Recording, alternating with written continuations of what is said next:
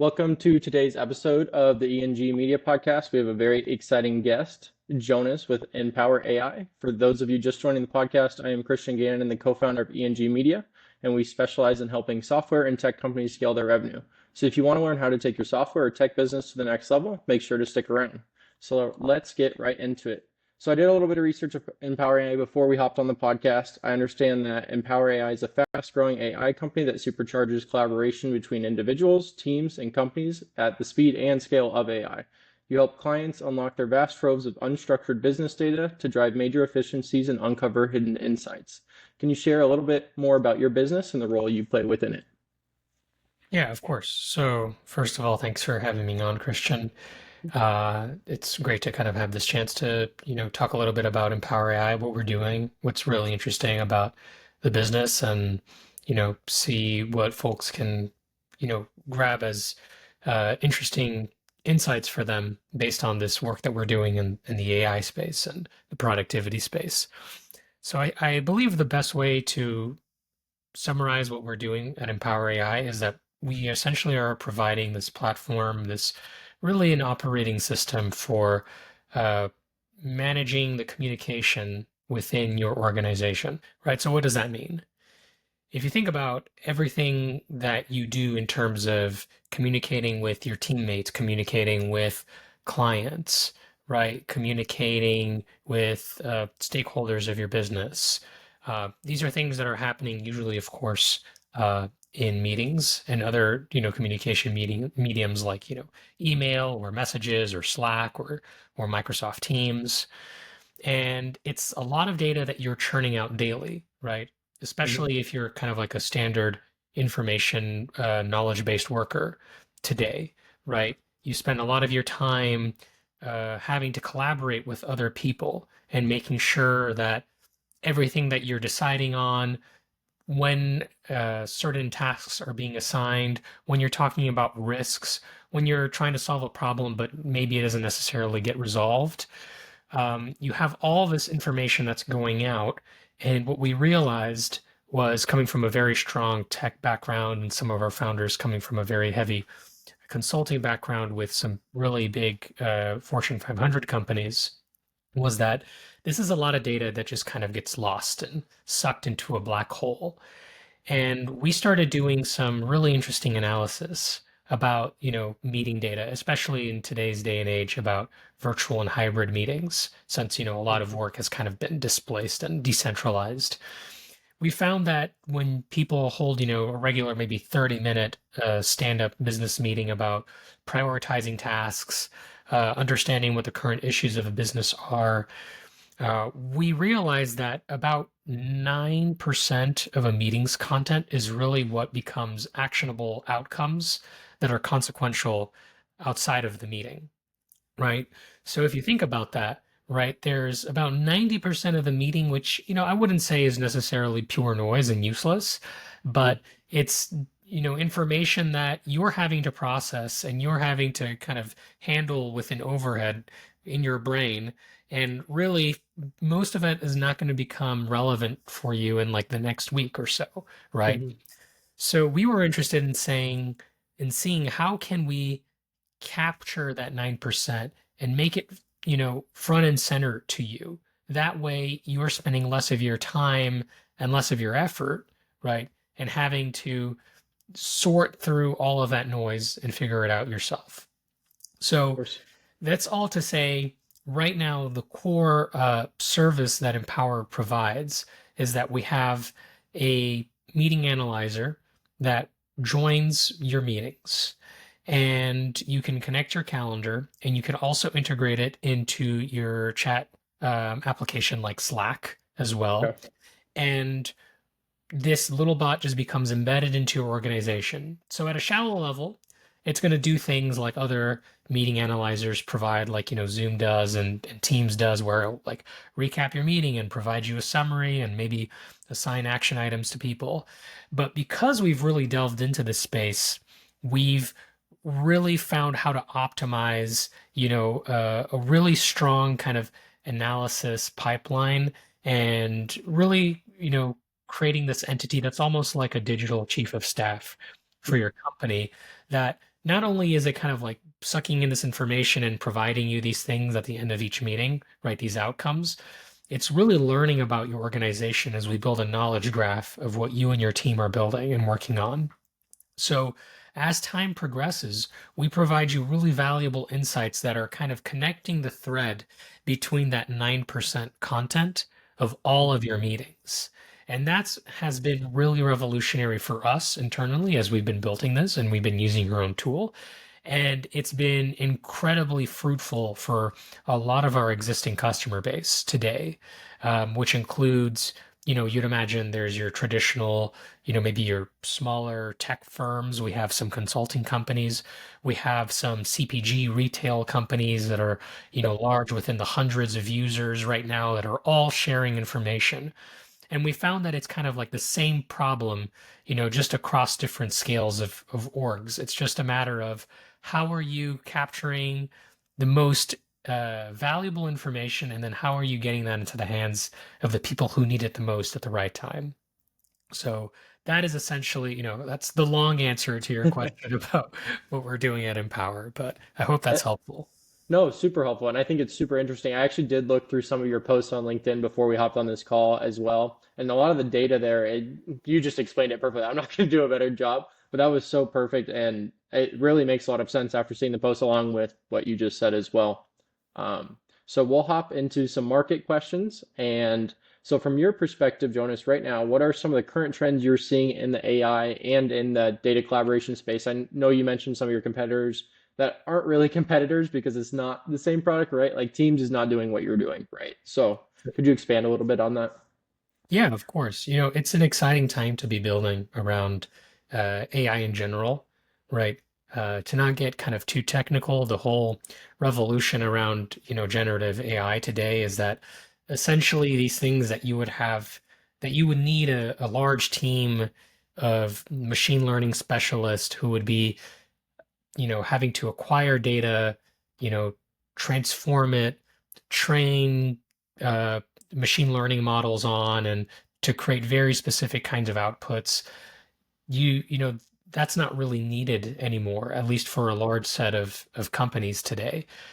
All of your AI needs essentially are an API call away, if you want to think about it like that. Hmm. So that's been very, very powerful for a lot of businesses, right? Especially if you're talking about, ERP, and especially if you're looking at the Yep. broader kind of productivity, um, organizational productivity market, right? Which a lot Hmm. of traditional SaaS companies try to serve. So, um, it's been really interesting to see that evolve over the last few years. I was at Microsoft. I was working at Microsoft when the first iteration of Copilot came out, and we ourselves were working on it, internally, and experimenting with it and embedding it into our tools. And that was a very insightful moment that I could see, wow, okay, this is going to move very fast because of just how easy it is to implement. And things are going to be changing in terms of the technology itself very quickly. So we're at this point where, I think like the hot market word right now is like agentic, right? So agentic behavior, where Okay. everyone is building these uh, agent entities into, their platforms, where essentially these agents are trying to take actions on behalf of users, right? So Right.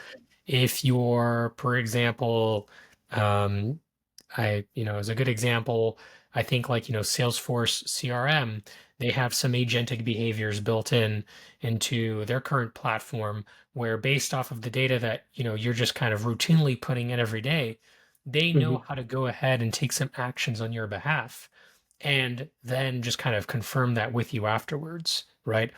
A Right. lot of a lot of companies in the medical space are trying to accelerate and help, doctors and nurses in terms of how they're having to, manage data that they put into ERMs, right? And Hmm. how they essentially deal with patients by letting these agentic behaviors kind of take care of some of the heavy lifting for them, right? In Right. terms of a lot of like the more IT-based actions that they have to take that are Hmm. outside of their core competency.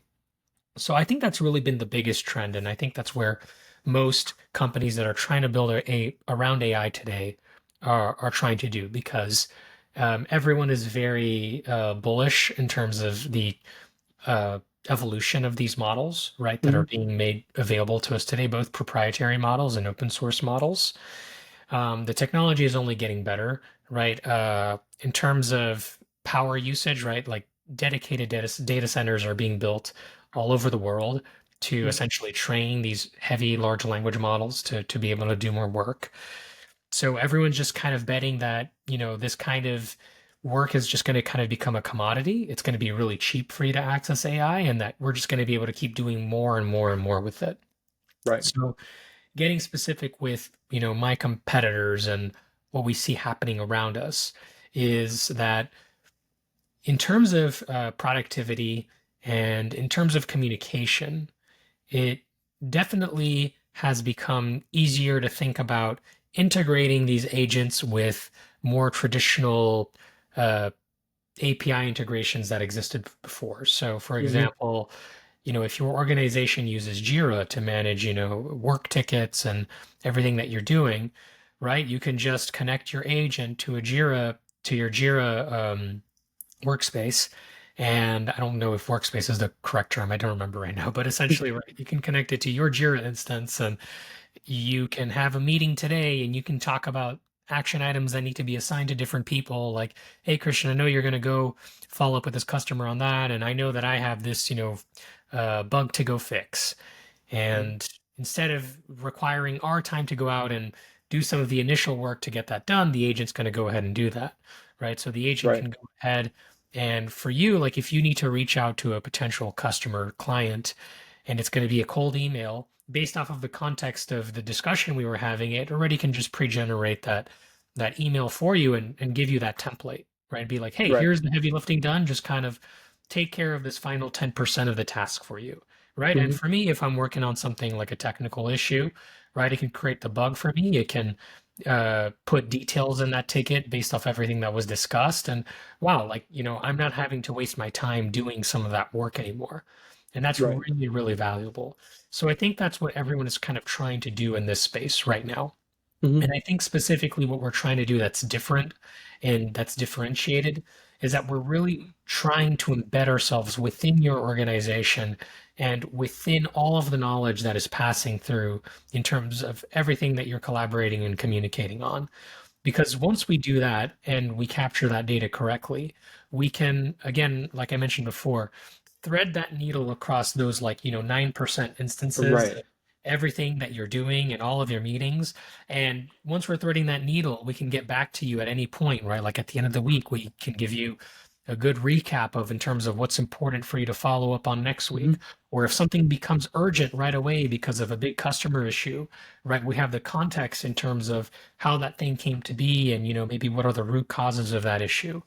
So that's kind of, I think, like the main play here in general in terms of the entire market. And then specifically, like the more, the harder challenge we're trying to solve that ideally is going to differentiate us. Right. And that makes a lot of sense. And that's super interesting as well. And it kind of goes back to your point about the agentic part, right? Like if you can have all of these things that are embedded in your organization, specifically your product, right? That are helping you day to day and making your team more efficient, why wouldn't you want that, right? Yeah. So, and on the flip side, what is making this kind of landscape right now more difficult to operate in, or what are some of the drawbacks of this technology? Well, there's a few. Let's see. The biggest challenge I would say is because the barrier to entry is so low. Hmm. You know, anyone can just go ahead and build a very rudimentary version of these tools, right? And at first glance, you're like, well, maybe, that doesn't sound too bad, right? Because if it's just a rudimentary tool, like, who's going to want to use it if there's more advanced ones? And that's true, but the challenge becomes when existing platforms and tool sets that you're already accustomed to using go ahead and start providing those features. So, like a really good example is like Microsoft Teams, right? Hmm. So, a lot of companies were already used to using Microsoft products like Word and Excel, and they had the Office 365 suite that they were already paying for their entire organization, right? And you could argue that when Teams came out, Slack was a much better product, right? It was more mature, it had been around for longer. So if you're just kind of comparing both products in isolation, you can say, yeah, like I think Slack is the better deal, right? For me and Right. my company. But you get the convenience on the team side of just saying, hey, this is just going to be built right into your Microsoft 365 subscription. So you're like, okay, like I'm not paying for this anymore. Well, I'm not Right. really having to pay for it anyway. So why am I going to go out of my way to get something different? Right. Hmm. So that's maybe like the biggest challenge we're having now because I'm using Microsoft Teams as a historical example, but they're kind of, doing Hmm. that right now where you'll have a Teams meeting and they're going to give you some of the information that we're giving you right Right. now. They'll give that to you in a vacuum and isolated in a very rudimentary way, but they're still going to give it to you, right? Hmm. Versus where what we're doing is kind of like, this the more like the Slack differentiator.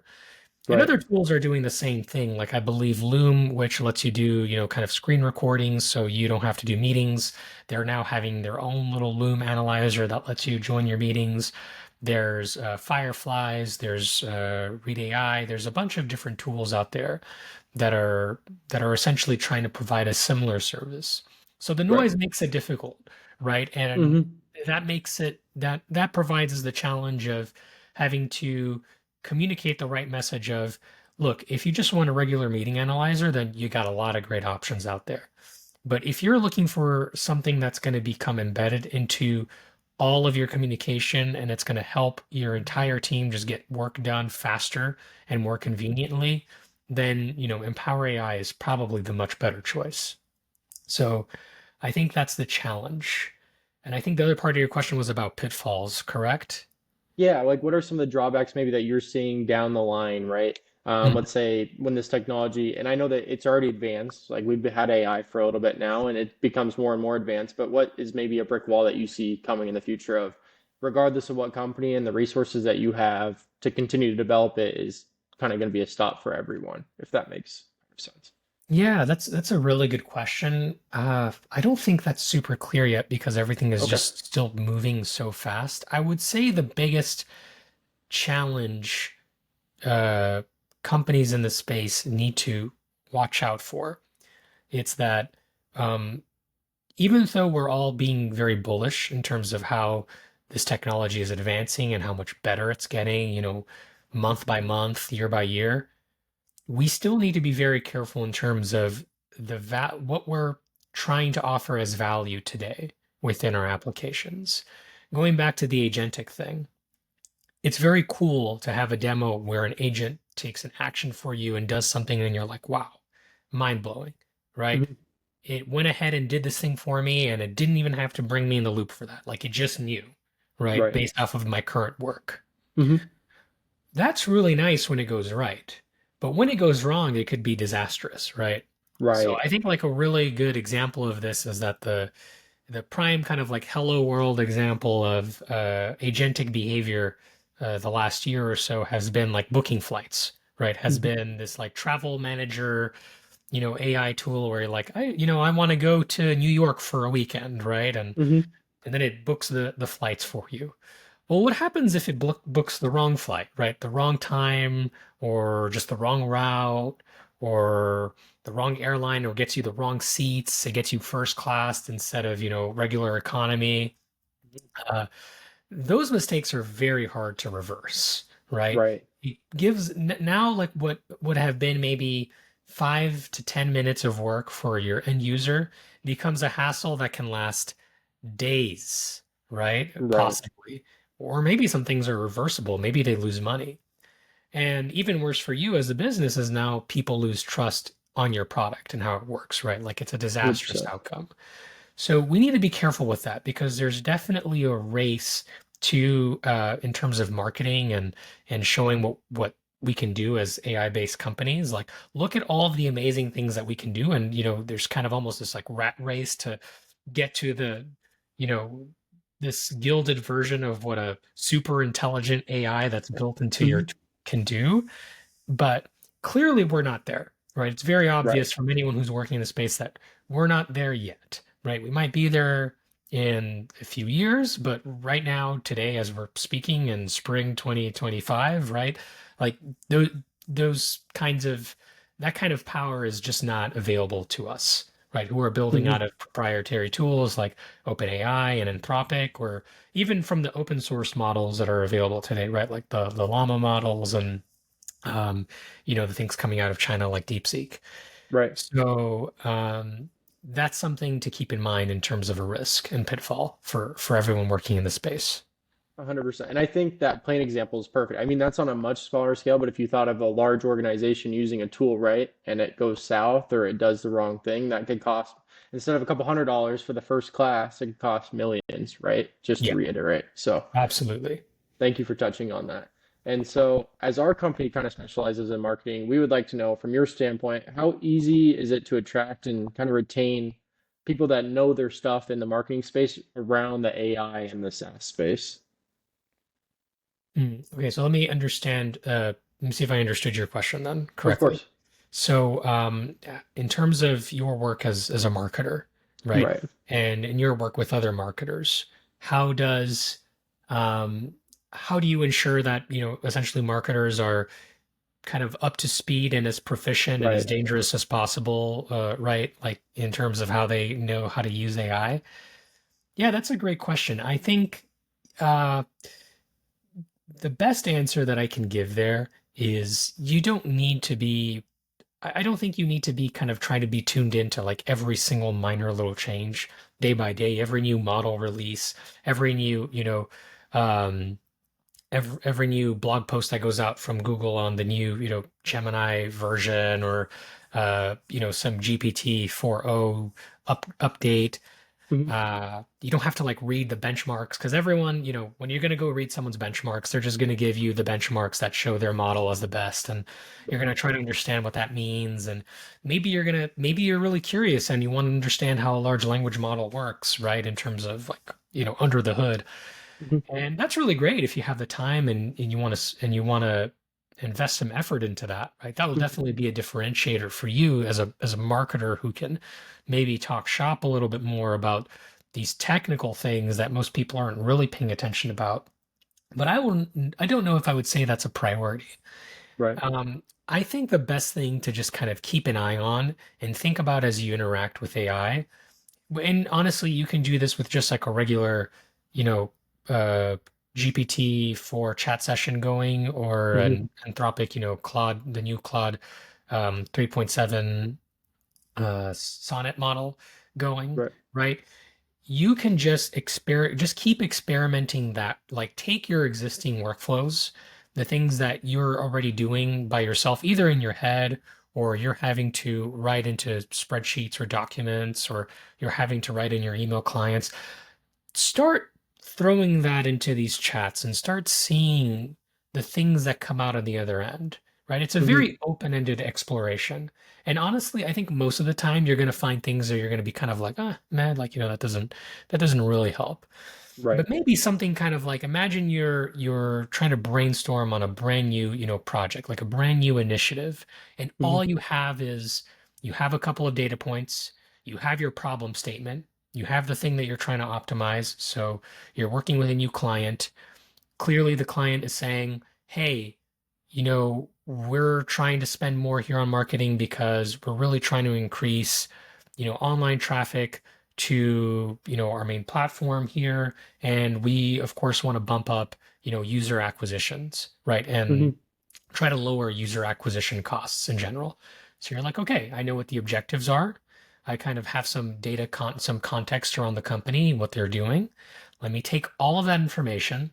Let me just start posting that into these, cloud chats, and let me do something like, ask me questions about this business, one at a time, and then help me generate a comprehensive, analysis and report on potential next steps that we can strategize and then create a plan to execute for this business based on their goals, right? Right. You can just like create these different unique workflows where you're now treating the AI as a almost like this partner that it can just quickly, it can crunch numbers for you really quickly. It can get a lot of this unstructured data, right, that we're talking about Right. in AI. It can take this unstructured data and it can structure it for you in some interesting way. And then at the very end of your entire work, you can be like, great, based off all of these insights we have, like help me generate a PDF and a report that I can then edit and review and I can take back to my clients and customers so we can have a thoughtful discussion about this, right? So Hmm. that's just one very like, specific example of just, keep experimenting with it because it is open-ended. Um, I think it is very clear that I personally don't believe AI is going to kind of take in, most people's jobs away, Hmm. right? Especially in the information and the knowledge worker space. Right. It'll take away your work if you don't learn how to work with AI. I think is Hmm. the biggest thing, right? If you're just your average white collar, knowledge-based worker, so think about how to utilize it. Think about how it can make you better at your job.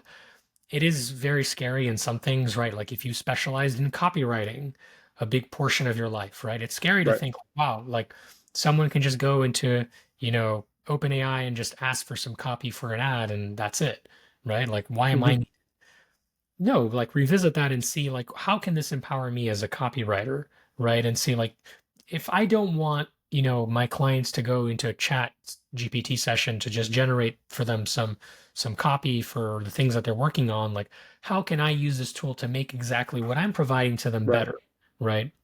And I think that's going to be the key differentiator for everyone in the space.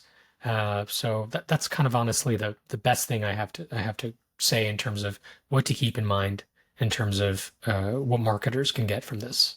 And I think that's a great point. I think it actually goes outside of just the marketing industry, if I go to say that, Yeah, of if there's any efficiencies that you can use that AI for, it can give you a different perspective, like you were saying, if you're starting a new project and maybe you didn't think of that, right? And not every answer, and I use it actually day to day. I try to use it as much as I can where it makes sense, right? If I need to be personal and I need personalized experiences, I like getting ideas, but it can't write the email perfectly, right? It sounds a little bit right. too good. Like I don't talk like that normally. So, Sure. um, but I did experiment with the voice one the other day with chat, Mhm. just to honestly practice podcasts because I haven't ran it before and this is like one of my first ones. But that helps a lot. Do the answers for AI go way over my head? Yeah, sure. But it definitely, I think experimenting, as you said, is a huge point in kind of advancing. So, Yeah, and absolutely. I'm glad that you're already doing that, and it's already helped you out here, right? Just to give you some comfort, right, in terms of right. dealing with like a podcast situation. So, yeah, that's a prime example. I think that's a great reference point for yourself as you move forward, and for other people who either listen to this or get to work with you, Of course. and just to see how can they just become better out of this, right? Mm-hmm. 100%. And so let's shift a little bit. I know we talked a little bit about before I pressed the record button earlier. So what could you tell me a little bit about what you're directly responsible for within Empower AI and how your day typically unfolds? Yeah, of course. So, as a founding engineer, I would say the bulk of my priorities and the my work lies on the product development itself, right?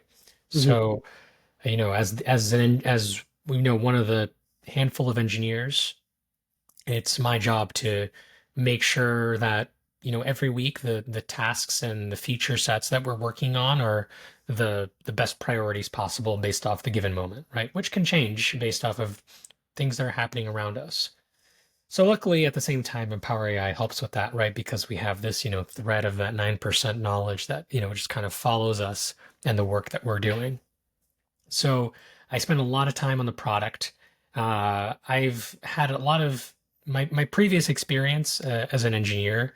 I've worked in those more traditional machine learning based roles and work that I talked to you about before. Hmm. So that transitioned really easily into this new era of AI. So, I'm very much focused on the AI capabilities of what Empower AI does, right? There's a Hmm. lot of it which is very kind of traditional product oriented, and we have some great engineers for that. And of course, I have to do some of that too because, all hands on deck for everything that's needed. Hmm. But, they're, they definitely have more specialty in those things than I do, and I get to specialize a little bit more on this AI front, which is why it's interesting to have this conversation. And at the same time, my that doesn't exclude my work in terms of, having to contact and talk with, customers and prospective users and, Hmm. getting the word out about what we're doing, right? That's definitely a big part, right? Having to, sometimes, communicate and deal with investors on a needed basis, right?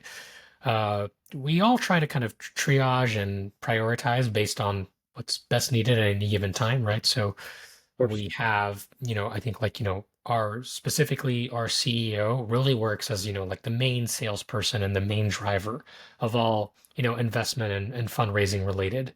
discussions and work, right? So obviously that's Perfect. not something I need to get bogged down on, and I can focus more on the product, right, itself. And also just generally just dealing directly with the, with customers, right? And not having to necessarily worry about the acquisition process and all of these other things. But yeah. Right.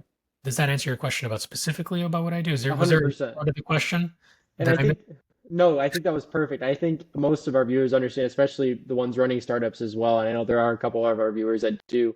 It kind of, if when it's so lean, everyone's doing everything, right? Like you might Yeah. specialize in something, but everyone's doing a little bit of everything. So definitely a great answer. Thank you. And moving Cool. on to our next question, what are the most important metrics for you right now? For example, do you focus more on the client acquisition, how people are going through the sales cycle, your retention, product usage, or Mhm. something else? Yeah, it's a really good question because I think it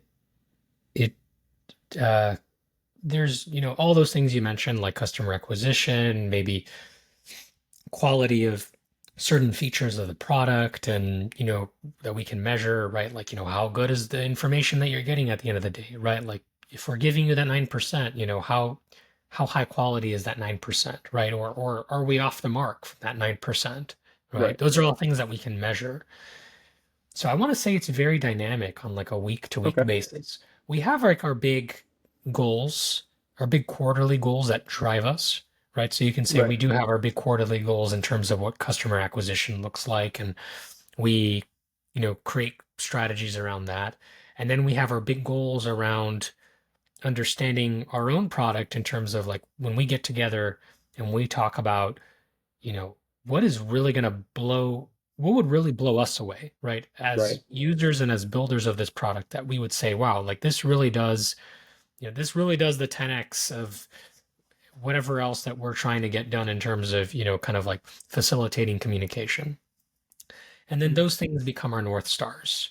So Gotcha. I think it's more reasonable to say, I think everything that you brought up in terms of like marketing, customer acquisition, product-led growth, and more unsexy things like maybe compliance and Hmm. all these things are North Stars for us Of course. every given quarter. And then I want to say, because again, back to, you're just being a startup and everything is very nimble. It almost feels like on a week to week basis, these different areas have different weights. And Hmm. then, on one week, something, might be given a larger priority, right? Or that might even be for 2 or 3 weeks. And then we change, and that allows us to be very, that really lets us kind of optimize our workflows, right? In Of terms of course. saying we can address today what's kind of most needed, right? And there's a downside to that where maybe sometimes it can feel like it's a little too reactive, right? Mhm. Because maybe you're not, maybe in January you have a very specific vision and you have a very specific mindset of what things are going to look like. But by the end of March and by April, things have already changed a lot. So Right. you need to kind of accept the fact that a lot of what you're going to do is going to be reactive, but that's okay as long as you have those North Stars that are pushing you in the right direction. And that makes a lot of sense. And to kind of add on to that question, I know you kind of said things change and Mhm. flow a little bit different depending on the environment the business is in. But looking 12 months from now, what are some of the big North Stars for an Empower AI? Oh, sure. Well, yeah. So 12 months, right, in startup time is like eternity. Right. But, I think they're the current ones that we have. The North Stars are, just expanding our current customer base, right? Hmm. And or I want to say enterprise customer base.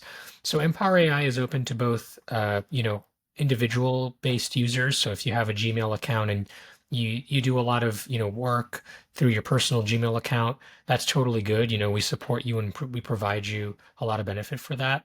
Of But course. mostly of our benefit goes for, enterprise customers that have big orgs, right, that are all communicating on, the same platforms that we can work with. So um, definitely that's a big North Star for us is expanding upon that, expanding into different types of enterprise customers. So like I mentioned, we have a few at the moment, like across Hmm. different areas. So we have some traditional retail companies, we have CPG companies, we have some tech companies, we have consulting companies, we have, I think, some investment in law firms, we have some public universities, right? So it's kind of like across the gamut.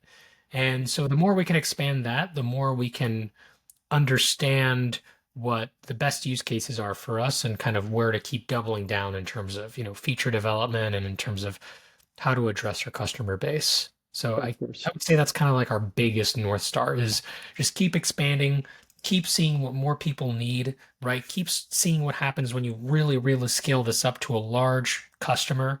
And then that's where you're going to build a lot of value. That's awesome. That's great to hear. And I think, as you mentioned, I think those North Stars are what really drives those startups, right?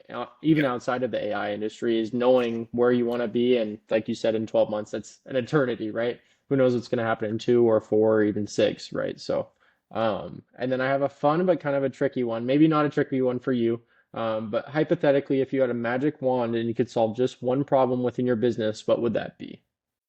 There's, of course, several things that you don't want to just kind of be able to resolve right away. Or, Um, it's hard to pick one. I would say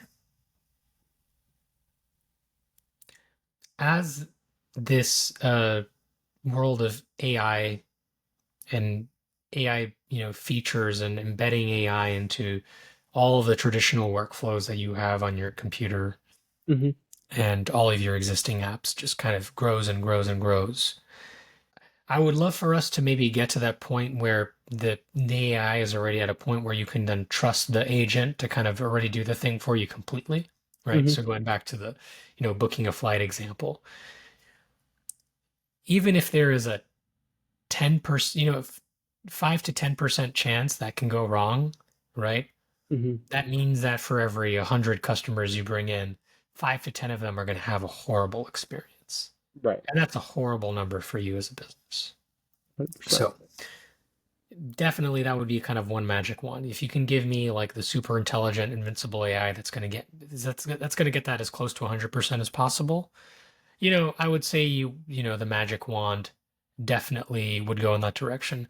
But I feel like that's a bit of a cop out because, that's very much more of like a, technical thing. You're saying like, well, I wish we had flying cars, right? Something like that. So if I were to think of like another one that's maybe a little bit more valuable to the context of the question, um, the perfect making sure that Empower AI, I guess, had the perfect,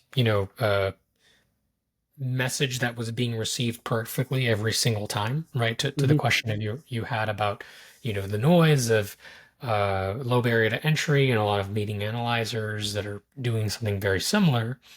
How, just, someone hears Empower AI and they know, oh yeah, Empower AI is this more deeper thing, this more intelligent thing, this more valuable tool, right? That Right. just that works for my organization, right? It's not a tack on like, Microsoft Teams, and Zoom automated generated summaries and stuff like Mhm. that, right? So, that's probably what I would wave the wand at. And I kind of would say that's, if anything, we don't have a magic wand that we're, solving that with, but it's kind of Right. like we're chipping away at it and we're eventually going to get to that solution. Like we're making progress on that, you know, every week we're getting closer to that answer and we're reaping the benefits of really kind of nailing that message, right? But of course, it would be great to get there today instead of, a couple of weeks, a couple of months or whatever.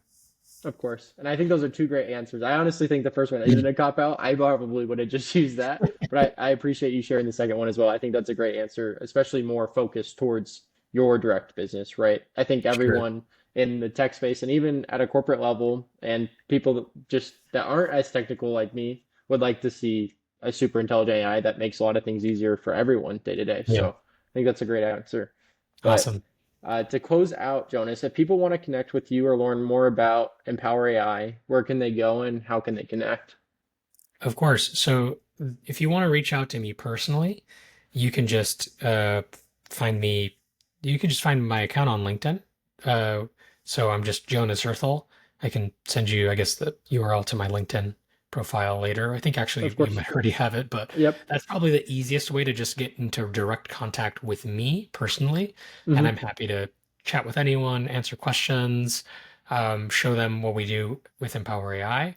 And if you're just kind of curious and trying Empower AI yourself, it is free to use, and it's just kind of one click away for in the website for you to just set up and have it join your next meetings, or if you want to get a little bit fancier already and integrate it into your Slack application, into your Slack workspace, you can do that as Hmm. well too. Um, or you can just kind of simply connect your calendar, and that's the easiest thing to do with Empower AI. We like to say that, in terms of all of these AI feature sets that are out there, the best thing that we can do is just tell you that, hey, all of these things that you want to happen is just, this one click away from connecting your calendar inside of our application and you're set. So I would say those are the best ways to reach out to just try out the company, and to reach out to me personally. I'm happy to talk to anyone. Awesome. And everyone, I will leave the links both to Jonas's LinkedIn if he's okay with that and the Empower AI website in the description of this video. And I highly recommend you check out Empower AI and the website. It's really interesting. I thought it was interesting when I went through it. But other than that, thank you again, Jonas, for your time and insights today. And we'll see you guys in the next video.